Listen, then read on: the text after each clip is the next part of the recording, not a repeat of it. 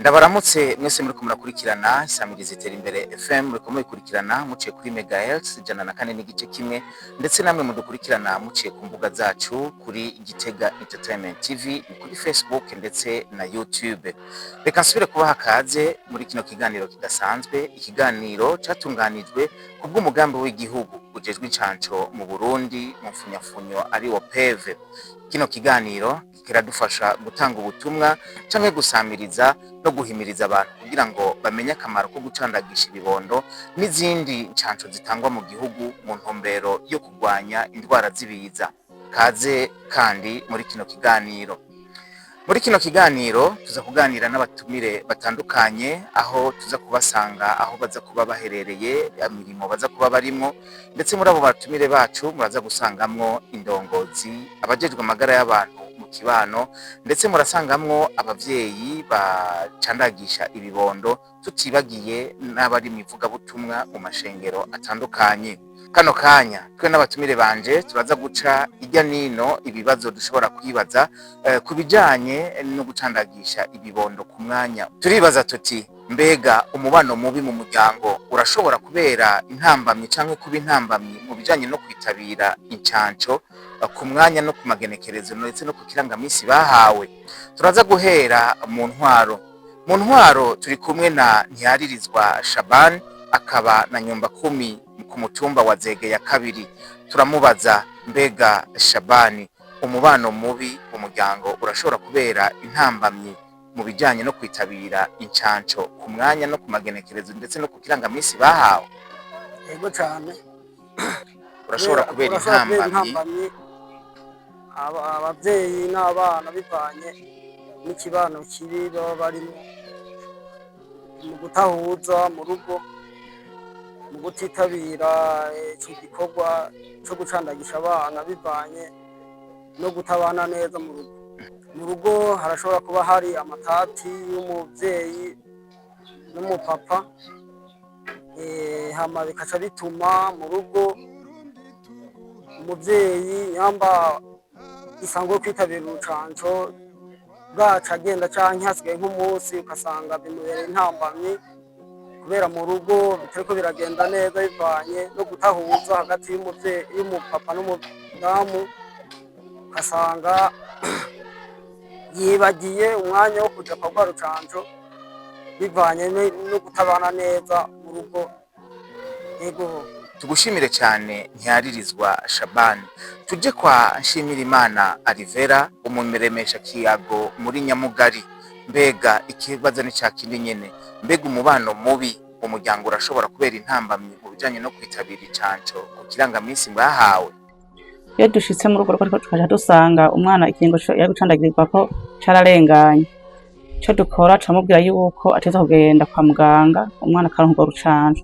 Naho dusanga yari kuronka urucanco rw'amezi 9, tugasanga agomba kwiza umwaka atararonka, tuca tumujana kwa muganga bakamucandaga. Canke tugasanga umwana kuva ku kwezi n'igice yaherutse ubwo bamucandaza kivuka, kwezi n'igice ntiyarorose, naho nyene turamujana naho bakwije amezi 3 n'igice kugira izo ncanco zose azironka. Urakoze cyane Nshimirimana Alivera, umuremesha kiyago muri Nyamugari. Tugende ku muvyeyi acandagisha ibibondo, nawe ni Nshimirimana Farida. Yego cyane, umubano mubi urashobora gutuma nyene incanco zitagenda neza, kubera nyene bivanye n'umuntu aba afise ishavu ryinshi, bishobora guca nyene yumva nyene akimeze nabi mu mutwe, bikaca bituma rero abisivya kugenda kumucandagisha umwana. Umubano mubi kuri we uvuze kurya nyene kuntu umuryango nyene abubakanye bashobora gushwana, bagashwana nyene akaba ibintu nyene badahuriza ko bagashwana, ugaca usanga uwo munsi niwo bari baguhaye ko inoze yo kujya gucandagisha umwana, ugaca bisaba rero nyene yuko kubera nyene wumva utameze neza, ugaca bisaba nyene yuko ubiheba, kandi nawe urumva uri kurononera abana bari barose iyo ncanco uko bikwiye. tugushimire cyane. Tugende mu ivugabutumwa aho turi kumwe na Emmanuel Sabimana, akaba kizigenza mu muhari wa Kiro ndetse mu ntara mpuzabutumwa ya Gitega, akaba kandi n'umukiro wo muri paruwase ya Rukundo. Iyo mu kibano canke mu muryango mu rugo batumvikanye, birafise intambamyi nini ya cane mu ncanco z'abana, birahungabanya. Hamwe baca baronka incanco zimwe, izindi basanga ntibazirose kubera batumvikana, kubera batibukanije, bibukanye ko hageze, ugaca usanga rero zimwe mwana arazirose izindi ntazirose. Kenshi rero abana usanga bafise amagara make kubera mu rugo batumvikana. Nico rero uca usanga cabaye, ugasanga habaye ikosa, ugasanga abana ntibarose incanco. Batarose incanco rero kuvuga urugo ruba ruhungabanye kuko baca baguma bagwaragurika. N'uruhara uruhe mu ntwaro mu gihe hariho imiryango ndetse itabanye neza, mu gihe hariho umubano mubi ku bijanye no kwitabira incanco z'abana? Bisanzwe nk'uko bisanzwe, twebwe turaba hafi mu kibano, tukazimya nk'iyo amatati yadutse hagati y'umudamu n'umupapa, tukababa hafi, hama tugahanura impande y'impande, haba ku muvyeyi ku papa, kugira ngo mu rugo bibandanye hari umutekano mwiza. Hama dukaca duza turahimiriza abavyeyi impande n'impande kugira ngo bitabire urwo rucanco, muga mu rugo bimeze neza, ata kajagari kari mu kibano canke mu rugo. Mu kindi turashirako, turakunda gukoresha amanama menshi mu kibano kugira ngo abavyeyi bame bose bari ku murongo kugira ngo bitabire urwo rucanco mu kibano bimeze neza. Reka tugaruke kandi kwa Nshimirimana Alivera, umuremesha kiyago wo muri Nyamugari. N'uruhe ruhara rw'abaremesha kiyago mu gihe mu kibano canyu ndetse aho mutuye, aho mubaye, haba hariho ingo zimwe n'izindi usanga zitabanye neza, hariho umudurumbanyo mu muryango? Mbega uruhara rwanyu namwe abaremesha kiyago kugira ngo habe ukwitabira incanco no gutandagisha ibibondo ku mwanya mwiza, uruhara rwanyu n'uruhe? Uruhara rw'umuremesha kiyago yagendeye urugo muri ibyo bikorwa byacu vya misi yose, urugo rugendeye hama agasanga hariho umwana atacandazwe kubivanye n'amatati abari mu muryango, kuko birashika ugasanga umuvyeyi yaciye adebuka kuja gucandagisha umwana bivanye n'ingene babanye n'umushinga nawe wiwe. Ico dukora dushitse muri urwo rugo, turabahanura, tumaze kubahanura tukababwira n'akamaro k'incanco, turaduhimiriza umuvyeyi kugira ngo ajane umwana ku rucanco kugira ntasinzikare bivanye n'umuryano baba bafitaniye hagati y'umugabo n'umugore. Tuca tuvuga yuko umwana adashobora kuva mu mporero, umwana ataza kugira amagara meza. Ico gihe tuca tumuhimiriza, bibaye ngombwa tukamujana no kwa muganga tukamuherekeza kugira ngo dushikeyo, kugira ngo umwana tuveyo acandazwe. Tugushimire Alivera, umuremesha kiyago. Reka tugende ku muvyeyi nawe asanzwe acandagisha ibibondo, Nshimirimana Farida. Mbega bivanye n'irihungabanwa ryo mu rugo no kuba umuntu atoshobora kuba yumva atekanye, mbega uruhara rwanyu ku bijanye no gucandagisha ibibondo namwe mu gihe muri mu mubano mubi, mu gihe urugo rutari mu mubano mwiza, uruhara rwanyu nk'umuvyeyi acandagisha ikibondo n'uruhe? Je nka jewe bivanye nk'ishavu ryanje novyirengagiza nyene, nkavuga ati ivyo vyabaye biraba nyene mu nzu ntibiraba umwana, bisaba nyene yuko ca ndavyitwararika nkamujana umwana. Sinoca ndaba ukungene vyaraye biraba mw'ijoro ngo nkaca nyene mvyukane ishavu nkarita ku mwana kandi nari gukwira kumujana kwa muganga. Mbega Emmanuel, mweho umwivugabutumwa ryanyu mu gihe hariho ingo zitabanye neza, hari umubano mubi mu ngo zitandukanye, mbega mwivugabutumwa ryanyu hoho n'uruhara uruhe mushobora kurangura kugira ngo abo murongoye bashobore kwibuka no kwitabira amasango n'amagenekerezo bahawe mu gucandagisha ibibondo vyabo? Turacishamwe muri za nama zo mu migwi, tugacishamwe tukavuga duti zamuraryama mu misegetera, hanyuma umuvyeyi zamurumvikana kugira ngo umuvyeyi azararonka incanco mu gihe yibungenze. Hanyuma amaze kuronka umwana, kenshi baraza bari umunezero muri Kiro, bakavuga bati nakayibarutse.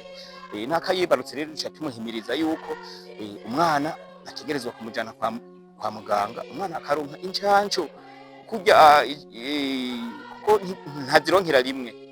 Hariho izitangura, hariho izikurikira mpaka gushika umwana akwize umwaka n'inusu. Kandi tukabahimiriza ko boza baritabira, baza barumva bagakurikiza impanuro z'abaganga.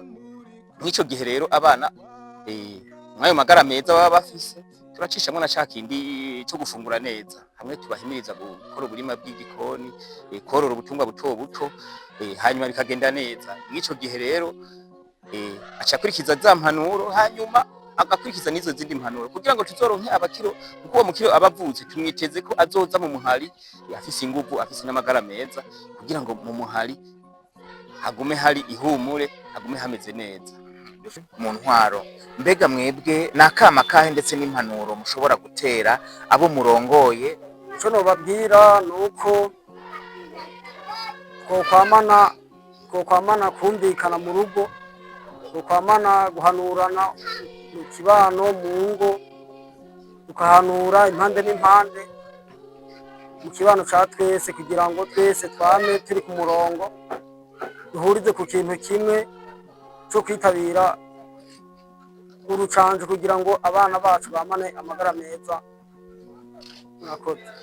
Reka tugaruke kumuremesha kiyago, mbega mweho akamo mwotera mubo muhora mutemberera koba akahe n'intererano ndetse n'impanuro kubo murongoye mu gihe naho mu rugo haba hari intambamyi zitandukanye kugira ngo bashobore kwitabira urucanco ndetse no gucandagisha abana ku kiringo bahawe, akamo n'impanuro mwobaha ni nakahe? Twe tubahanura yuko umwana aza gucandagwa, yaba bari mu buzima bwiza canke bari mu buzima bubi, umwana we ateza kuronka incanco, kubera incanco bazibaha ku buntu, sizo babaha ku mafaranga.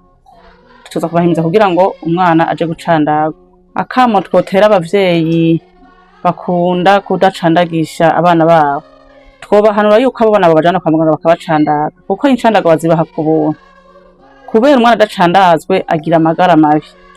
Mugabo umwana amaze gucandagwa akanka ziriya ncanco zose, nta ngwara z'ivyaduka zikunda kubafata abo bana baba bacandazwa.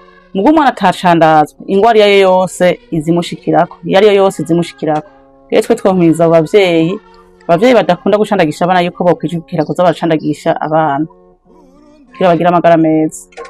Tugaruke ku muvyeyi acandagisha ibibondo, nakama kahe wotera abandi bavyeyi ndetse n'impanuro ushobora kubahereza? Je no bahanura yuko batora ibyo boba baraye bagiranye n'umugabo bashwanye canke bagize nte, boreka ivyo bonye bakabishira ku ruhande, bakabanza bakitwararika kwanza amagara y'abana, kuko ndazi kari yari yayigenda kurusha ayo mashavu muba mufitanye n'umugabo. Mbega mwivuga butumwa abo murongoye, nakamo akahe n'impanuro mushobora kubatekerera kugira ngo baze bitwararike gucandagisha ibibondo vyabo no kwitabira incanco kugira ngo twirinde ingwara z'ivyaduka? Incanco z'abana, incanco z'abavyeyi, gukurikiza zirya mpanuro zose tuba twahawe n'abaturongoye n'abandi, kugira ngo umwana akure afise amagara meza, yarose incanco zikwiye, atanumwe yavuyemo. Mu mpundire ndabashimire mwese twari kumwe muri kino kiyago, ariko nshimire cyane cyane abatumire bacu twari kumwe mu ntwaro. Twari kumwe na Ntiharirizwa Shaban, akaba na nyumba 10 ku mutumba wa Zege ya kabiri, ariko kandi twari kumwe n'umuremesha kiyago Alivera Nshimirimana, umuremesha kiyago muri Nyamugari. Tukaba twari kumwe kandi n'umuvyeyi acandagisha ikibondo Nshimirimana Farida. Dushimire cyane abari mwivuga butumwa ni Emmanuel Sabimana, akaba ari na Kizigenza mu muhari wa Kiro mu ntara mpuzantara ya Gitega, akaba kandi n'umukiro muri paruwase ya Rukundo. Ndabashimira cyane namwe mariko muradukurikirana mutwumviriza ku radio Terimbere FM, nkabashimira namwe mariko muradukurikirana kuri Gitega Entertainment TV, haba kuri Facebook canke kuri YouTube. Ndabakengurukire cyane rero mwese, ndetse twizere yuko tugiye gusidukana niyo nka kugira ngo dushikirize canke dushire mu ngiro, ndetse tunitabire kano kamo twatewe n'abatumire bacu kugira ngo tugire ikibano kizira indwara zibiza ndetse tukitabira n'incanco zose uko twazigenewe kandi ku gihe. Ni harambe incanco mu gihugu cacu c'u Burundi. Kino kiganiro cari kiremeshejwe nanje Elvis Nibitanga. Mwese mwariko muradukurikirana, ndabashimire. Amahoro y'Imana abandanye abana nawe.